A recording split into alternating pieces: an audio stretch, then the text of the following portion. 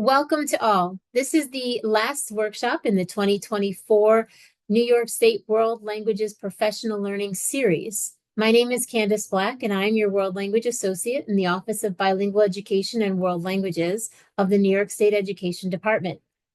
Welcome to Classical Language Lesson Planning, from unit plan to lesson plans, putting the pieces together. In this session, participants will learn how to develop thematic unit-based lesson plans aligned to the revised classical language standards. The presenter will demonstrate how lesson plans can move naturally from input to output to help students make continuous progress in developing their language proficiency and requisite cultural knowledge. I would like to introduce our presenter today, who is David Pellegrino. David has taught middle and high school level Latin and Spanish for 33 years and recently retired from Pittsford Mendon High School. While teaching full-time, he was the department leader of the World Language Department at Pittsford Mendon High School for over 20 years. Over the course of his career, he has presented many pedagogical workshops and continues to do so both at the local and national levels. He is currently the treasurer of the Classical Association of the Empire State. Without further ado, it is my pleasure to invite David to begin this workshop. Thank you so much, Candy, for today and all your efforts at the State Education Department on our behalf. And thank you, everyone, for being here today. I'd also like to thank Bill Heller and Joanne O'Toole for all their support in helping me to bring to all of you this workshop catered to classical language teachers. Thanks again go to Bill Heller, who is changing the presentational slides for me today. We are focusing on lesson planning from unit plans to lesson plans. Here are the symbols that you may be familiar with if you have been to our workshops on Zoom before. Please keep your microphone on mute. There may be some moments where we ask you to think alone. That's the thought bubble. Please don't put anything in the chat or unmute, just be thinking. If we do invite you to put something into the chat, we will show you that green chat bubble. When content is made available in our Google folder, you will see the folder icon. If you have any technical issues, or if you have any questions that are not for the whole group, just direct them to Candace Black at the New York State Education Department. If you're having technical difficulties, it's most likely on your end. Again, please don't use the chat while I'm delivering content in order not to distract the other participants. So let's get started. We have 3 goals for today, starting with I can identify thinking sequences to guide planning from the unit to the lesson level. I can identify strategies for sequencing learner progress toward a proficiency target. I can design formative assessment tasks aligned to proficiency targets. So this slide is labeled from unit plans to lesson plans. Let's focus on the concept of sequencing. When we're looking at the checkpoint curriculum, it is sequenced into 2 course curricula. It's kind of a vertical sequencing. We have an additional horizontal sequencing as we are sequencing our thematic units. Continuing with the idea of horizontal sequencing, we're sequencing our lesson plans one right after the other. The term sequencing is going to be our key term. I've said it a few times already today, and this is what we need in order to move from unit planning to lesson planning. We need to think in sequences. So let's look at the various sequences that we need to use, since we are thinking in those sequences to move ourselves and our learners from the unit plan to the lesson plan. First of all, with unit goals in mind, we need to sequence them from unit can-do statements to lesson can-do statements. On the left, we have a unit can-do statement, an I can plus a language function plus or within the context of an overarching unit. On the right, we have a lesson can-do statement, Again, we have I can plus a language function, but this time it is plus or within the context of a lesson. Really, a lesson is just a bite-sized piece of that larger unit context. While we are planning our units and lessons, we should always keep in mind our world language learning standards. We are using those standards to sequence from input-based learning tasks to output-based learning tasks. Here is our interpretive mode icon, and those arrows are pointing in to show that it is an input-based learning. While classical language teachers focus more on our input-based standard, we also have our out-based standards, interpersonal communication and presentational communication. Notice that we return to that input-based learning, and so it continues around the cycle. It goes from input to output, and of course, we're doing this kind of communication in a cultural context. As we do this, we are scaffolding our learners toward the lesson goal or goals. We are helping our students feel success, and that's so important for motivation. And that's why we scaffold along the way so that students are feeling that success. Our sequential thinking has to have proficiency development in mind. With proficiency development in mind, we are sequencing our instruction from comfort to stretch. If your learners are novices, then that's the comfort level for them. And we want to move them to that stretch of intermediate low or mid, depending on where they are. If they're at that intermediate mid level, we're moving them from that comfort to the stretch of intermediate high. We're doing that in relation to language functions, in relation to the context of communication, as well as in relation to the text types. Before we go to the next slide, let's talk about functions, contexts, and text types. Interpretive functions are understand, interpret, and analyze. This shows the progression of how learners can understand a text. Context, the progression moves in a way that is appropriate to interests and background knowledge of the learners, as well as their proficiency target. For text types, at the novice level, for example, the focus is on developing sentence-level comprehension by focusing our learners on the meanings of different chunks at the word or phrase level. We also want to engage in sequential thinking with prior lessons in mind. So we're going to sequence from our learners' prior knowledge to that new knowledge that we want to get them to.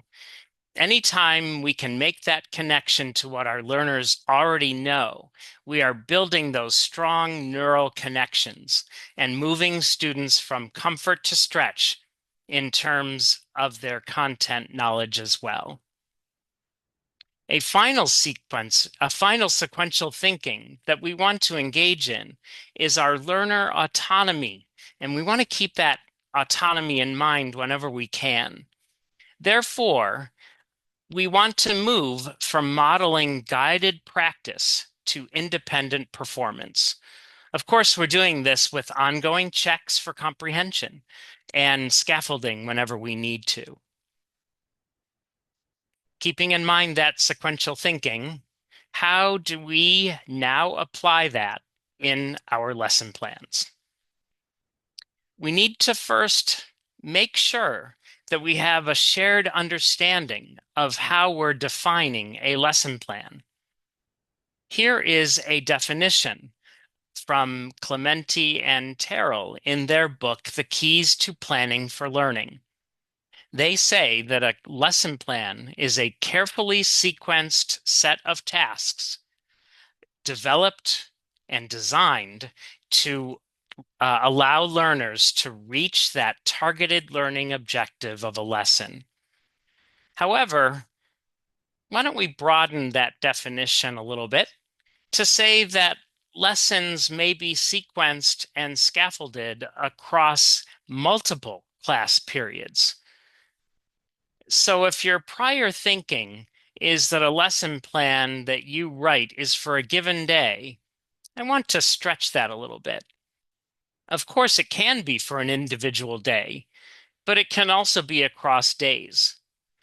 We have a beginning and an end to each class period.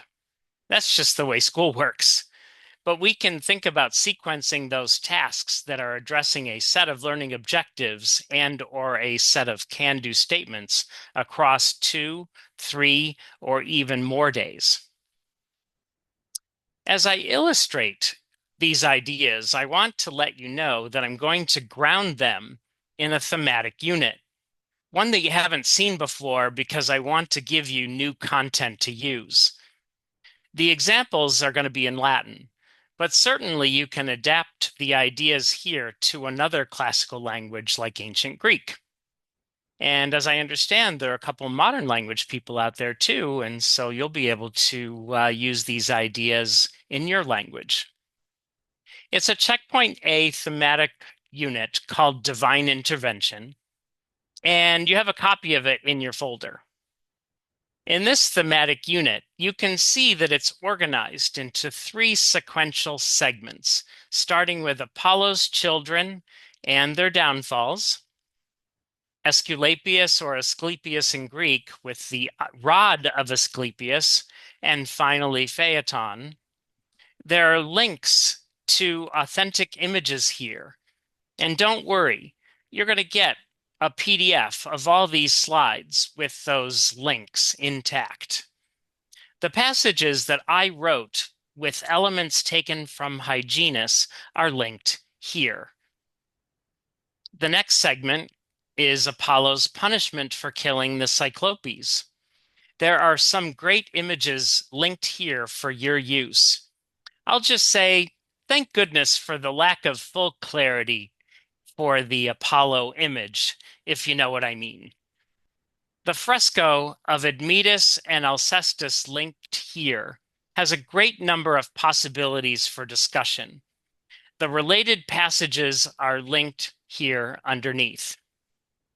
The final segment is Hercules and how he is the deus ex machina, the one who saves Alcestis from death. He's the one who comes at the very end and saves everything and fixes everything. That's deus ex machina. And of course, we want to have students know that term because it's used beyond the Latin and Greek classrooms.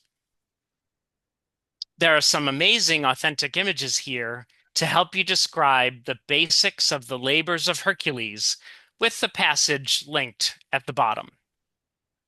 On the right, we have the integrated topics: family life and house, family members, deities and traditional stories, works of art, and ethics, mores, and values. My overarching unit inquiry question is how appropriate are the punishments and rewards in these stories? Again, our goal is to be able to plan lessons in sequences. So here again is our thematic unit plan, and I want you to think about, and what I want you to think about is planning for a sequence of lessons for each segment of the unit plan. I've identified this unit as being about 3 weeks in length. Certainly it could be longer, depending on the needs of the students in front of you. So for each unit segment, we might have 5 lessons, or even more when needed, with some assessment thrown in there. And here we are. We have an entire unit. Our focus today is specifically going to be on the middle segment, namely Apollo's crime and punishment and eventual rehabilitation. I didn't write all that because there was only so much room in that little circle. I have 6 lesson plans for this segment, but I'm only going to take you through 3. You will have access to all 6 lesson plans in the Google folder. Apollo's Crime and Punishment segment comes in a sequence after the stories of Aesculapius and Phaeton. I'm also assuming prior experiences with answering simple questions using images and text. On the right, you can see that small 2-page lesson plan for the first day. And again, it's in the Google folder. So let's dig into it so you can actually see what is there.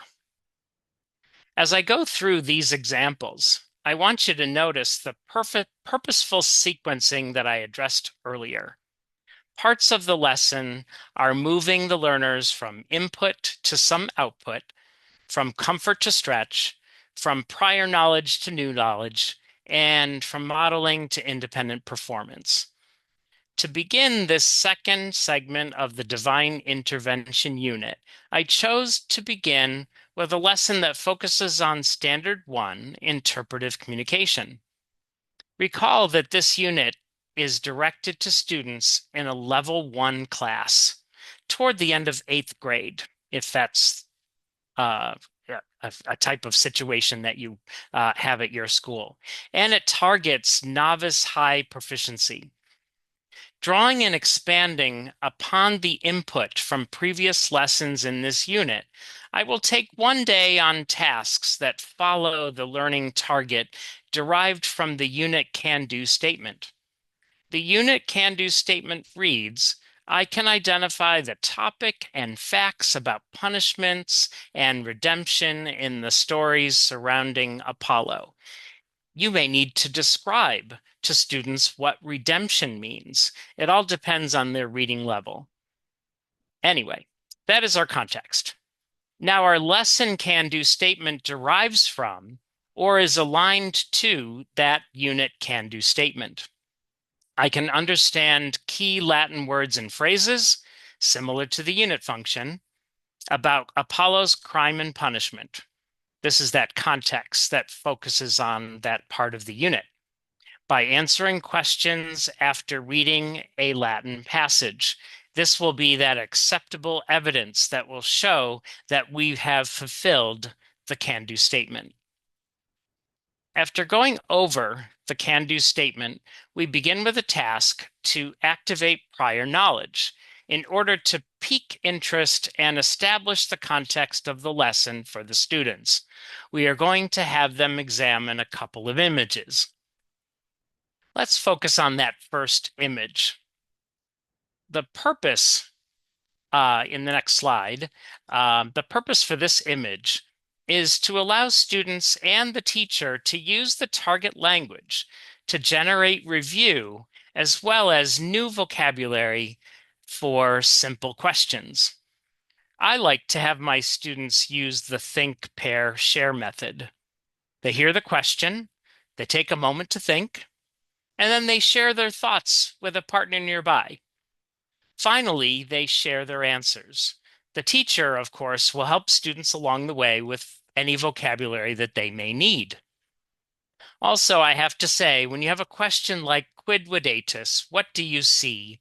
You are expecting a direct object accusative form. If a student answers with toga, you can say something like togam, bene, and move on. There's no need to make a big deal about the perfect ending. You're just greasing the wheels. You're just trying to get vocabulary going. In the next image, we have Apollo driving the sun chariot. Of course, the students are going to think that this is Phaeton, and that's okay. You're going to set the context and continue. We are just generating vocabulary by having students come up with Latin words and phrases. And so you can see some examples of questions and possible answers. So we have Um, Sorry, I just got lost for a second. The next strategy is a pre-reading activity where students, oh, sorry, I did get lost. Hang on one second. Um, okay, on this slide, we have both images with following questions in English. What do Aesculapius and Phaeton have in common? What makes them different? If you had been Aesculapius or Phaeton, what would you have done differently? Students are expected to recall what they have previously read. You can have them answer using English with Latin words and phrases peppered in, and that will set the stage for our lesson. Okay, now we're back on track. Sorry about that. The next strategy is a pre-reading activity where students make concentration cards. I will project a list of Latin words and phrases taken from the new passage with the corresponding English to prepare for a game of concentration. You will notice that I sneaked in a little grammar right at the end, but I didn't call it grammar. The students will get into groups of 2 or 3. And from my projected list, put the Latin on one side of the card and the English on another until all the words and phrases are on each card, 24 cards. Okay. Um, then students are going to choose 6 Latin words and their corresponding equivalents, and they're going to put them face down on their table or desk. Finally, students will take turns looking for the Latin and the English cards that match. The students who get the most cards wins, and this can be played a few times, including with the other sets of cards. Okay, and yeah, we're ready to go on to the next slide. Thanks. I don't know about you, but I constantly struggle to find different but effective methods for students to read passages. Here's one that works well. Students work in pairs or trios to take turns reading the Latin portions out loud and then explaining what the Latin means. This means that students are paraphrasing what the Latin says and not necessarily translating, or they can do that too, but they don't have to exactly translate sometimes. Students are expected to help and support each other along the way. These are norms that I work on with my students all the time. And if you don't do this sort of thing, you might want to work on those norms first before you do an activity like this. Groups are going to share their work at the end of the activity. I know it's small at the bottom, but this sheet is something that you would pass out, and it's part of the passage broken up into phrases with new or helpful vocabulary on the right. You have this in the Google folder in the Apollo and Admetus Google Doc on page 3. Okay, so let's debrief. Um, we're going to project those can-do statements and review them. We're going to ask students to hold up 1 to 5 fingers to show how well they think they perform those can-do statements. And I'm not going to read them to you here, but here they are. I would project those to the students. They would hold up their fingers, and I'd get an idea of how they were doing. If I noticed that not many fingers were going up because we're getting into the 1, the 2, the 3 fingers, might need to back up a little bit and see if I can help them with their needs. If I see lots of 4 and 5s, I know that we're ready to go on. And making sure that students have done quite well with the activity that they have done. Let's check for understanding using a figurative exit ticket. I project 3 sentences from something that the students have just read, with questions as a formative assessment of that activity. The students use simple sign language for A and B to answer. It gives you an idea of how well they did. Yes, I have 2 sentences which force students to look at endings to choose the best English equivalent. I like to give them 5 to 10 seconds to look at each question, and then I give them the signal to hold up their answer. So the first one, we have Apollo lost one son. And so the endings tell the students uh, which one is the answer. And the next one is Marcus looked at mother. And again, the students need to look at the endings to come up with the correct answer. And of course, we have to have a derivative question whenever possible based on a vocabulary word that they saw in their reading. Celestial objects are found in the sky based on the Latin word caelum, meaning sky. Great. We're ready for day 2.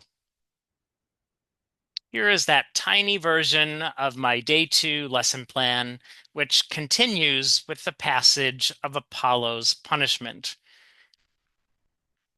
We have the unit can-do statement, along with the lesson version thereof that we saw earlier with the addition of explanation of Latin sentences. We begin day 2 by once again activating prior knowledge using the see, think, wonder method. Here we are looking at an image of Jupiter holding lightning bolts. It's hard to see, but when you have the image, and you can certainly pinch it to make it bigger. So I have quid videatus. What do you see in Latin? After I give the students a moment or so to think, the students can volunteer their responses in Latin, and of course I help them along the way. I've given you some examples. I have another question, quis est Jupiter? Who is Jupiter? This question doesn't have a ton of answers, but here are a couple. For the wonder part of the method, I have a question in English. What do you wonder about the story or the image? And it's okay that it's in English because we're asking students to do something that may be beyond what they can do in the target language completely. My example answer is something that my students used to ask all the time. I wonder why Apollo didn't try to kill Jupiter. I wonder if there was a power differential. I added another see, think, wonder image. Here we are looking at an image of the head of a cyclops. I have a quid videatus question, what do you see? With another question, quis est Cyclops? Who or what is the cyclops? Again, for the wonder part of the method, I have a question in English. What do you wonder about this image? And my example answer is something that I have always wondered, and my students have always agreed. Why do you have an eye in the middle of the forehead and you still have those eye sockets that uh, are closed? And we have never come up with an answer about that, but it's always a fun thing to discuss. The next strategy is a pre-reading activity to help students with vocabulary that they will see in the next portion of their passage. Instead of doing concentration, because you can't do the same thing all the time, we are using Blukit. This is a list of words with the corresponding English that was used to create this online game. Verb forms with difficult endings are the focus, along with vocabulary words that are easily confused. Students will use electronic devices to practice those words and phrases from the next section as a pre-reading activity. The more we can find ways to interact with vocabulary, the better. You can see a screenshot at the bottom of the most basic version of the Blue-Kit game. There are many other versions that are interesting and more fun. You can also use similar games like Gimkit, but I chose Blue-Kit because there's a free version and it has some neat options and you don't have to pay for it. And you can play this for a couple of rounds until students really feel comfortable with those words and phrases and verb forms. Here's another reading activity for students to continue that middle section of the passage. This time, the sheet has that section split up into smaller sections with periodic questions to be answered in English based on the Latin read. The students work in pairs or trios to take turns reading the Latin portions out loud, helping each other with vocabulary and forms. Then, as a group, using the Latin that they just read, they answer questions in English. Finally, groups will share their work at the end of the activity. Let's have the students tell us how they have done. You can do a thumbs up, thumbs down, thumbs to the side, or you can have the students use the 1 to 5 fingers method as I did before. That's up to you. And we can go through the targets and see how well the students did. And you'll see that I did ask about how well they knew mythology and background information as well. Okay. And here is another check for understanding. And based on that collaborative work that students did, students will explain a short sentence given on the Padlet workspace.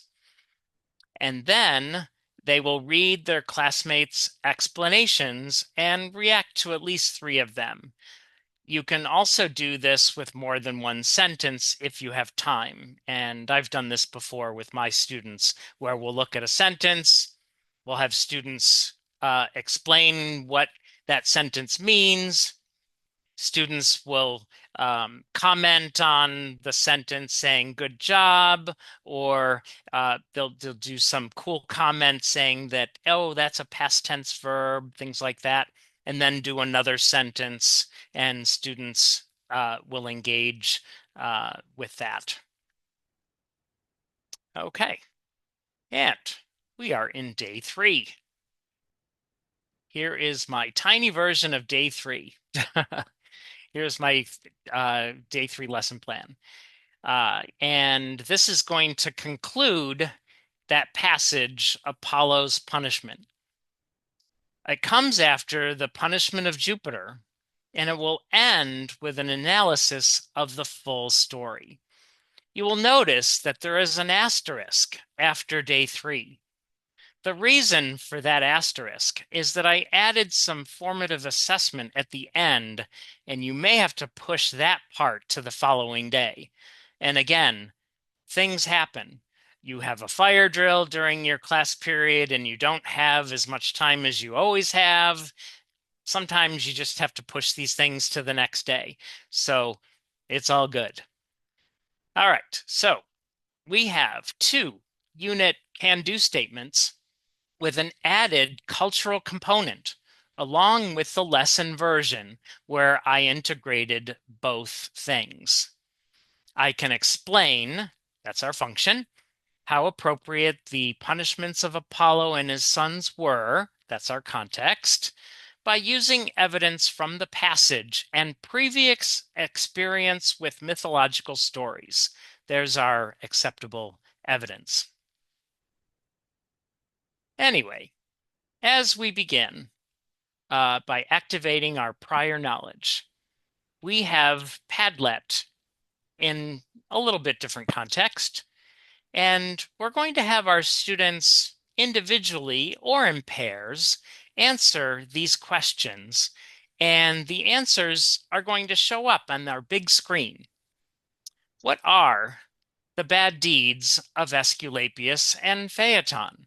I'm doing it in English for those of you who may not be necessarily Latin teachers. How did Jupiter punish the sons of uh, the sons and Apollo? What do you do if your students need help with vocabulary during this activity? You help them. You give it to them. You remind them. You give them, oh, it begins with this letter. You try to help them so they feel like they can take part in the activity and not feel that defeat that students can feel sometimes. The last one you'll see is in English because it goes beyond novice high. Were the punishments appropriate? And if you remember, this is part of our unit inquiry question. So it's a big question and it takes a lot of answers. Okay. Here's another strategy to activate prior knowledge with Padlet. I just want to give you more arrows for your quiver. Speaking of arrows, look at the arrows at the bottom left. The arrows are pointing out to show that it's an output-based learning task. This time it is presentational communication. As for the image, I would make it bigger. This is another one uh, where you have a what do you see question. Here are some sample answers. You could ignore the use of the nominative instead of the accusative by students. Again, we're just greasing those wheels. So if they say Apollo, you'll say Apollinem, bene, gratias, and go on. And you can see some of my other examples. Okay, let's finish the passage. We're going to hand out a sheet that's part of the remainder of the story, and it's split up into smaller sections. Each group will get a different sheet. There will be repeats for a larger class. And this time we're going to set a timer for about 1 minute intervals. Students will get into groups of 3 or 4. Students with their respective papers, because every student in a group is going to have a small sheet of paper. Each student is going to translate a phrase, a sentence, a couple words, whatever they can do within that minute. And when that minute is up, the paper is passed to the left. The student with the new paper can either complete what the previous student began or choose another phrase or sentence. Groups will share their work at the end of the activity. At the bottom of the slide, you have one of those versions. Don't worry, it's all in the Google folder. Here is a post-reading activity that requires some critical thinking. It's called possible, probable. Possible and or probable, I guess you could call it. Students are going to get a half sheet of paper. And as a full class activity, they are going to discuss each of six statements in Latin. And I know it's small, but it's in the Google folder. They will decide whether the statement is possible or probable using the full passage that they just finished reading by writing ita or minime, yes or no, in the corresponding boxes. They will substantiate what they decide using quotes from the passage or their general knowledge of mythology. Here are some examples in Latin, but I'm going to do it in English. Apollo is always busy, or Apollo is not able to fly. And the students look at the passage and they see if Apollo's always busy when he has been put into servitude. Or do they think he can fly while he's a regular human being, considering he gave up his divinity as part of his punishment? Things like that are really interesting, and it really helps students to dig in to what they read, and it also helps them to think beyond the text. Okay, of course, we want to do one more thing before we leave this lesson, namely to continue to consolidate the learning. So let's bring them back to the learning targets. For each of these targets, students are going to use the method thumbs up, thumbs to the side, or thumbs down. I mentioned this before, but I probably should have described what that exactly means for me, and you can use it if you'd like. A thumbs up means I can do these things by myself. A thumb to the side means I can do it, but I need some help along the way. And a thumbs down means I can't quite do it yet, but I'm getting there. I won't run through the learning targets. You can see them here. But I would show each one to the students and have the students show me their level of comfort with each of them. So I have shown you 3 days worth of lesson plans. I've included 3 more in the Google folder for you. So let's talk about assessing formatively. We are going to pause in this sequence of lessons after 3 days or so to discuss formative tasks to assess progress toward our learning targets at this point. I have pulled out a couple of can-do statements for interpretive communication and cultural practices and products to see what students can do on their own, but with appropriate scaffolding. Can they understand key Latin words and phrases to explain the meaning of sentences and their connections to the wider mythological story? Can they analyze English words derived from Latin? When designing a formative task, you should ask yourselves the following questions. What task will provide students with a moment to pause and synthesize material learned up to this point? How can we provide students with ample opportunity to practice a task in a low-risk setting? How can this task scaffold learning that will take place later in the unit and beyond for that matter? At the top of the slide, we have 2 Latin sentences that have been chunked from the writing of Hyginus. Students using their own notes and materials will explain similarities to and differences from sentences that they have already read, and they're going to do that through explanation, interpretation, and/or translation.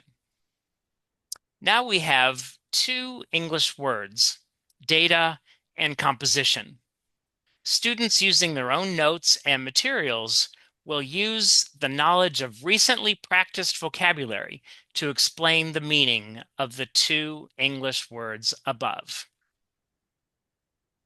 Well, you may be asking yourselves, where did he get those 2 sentences?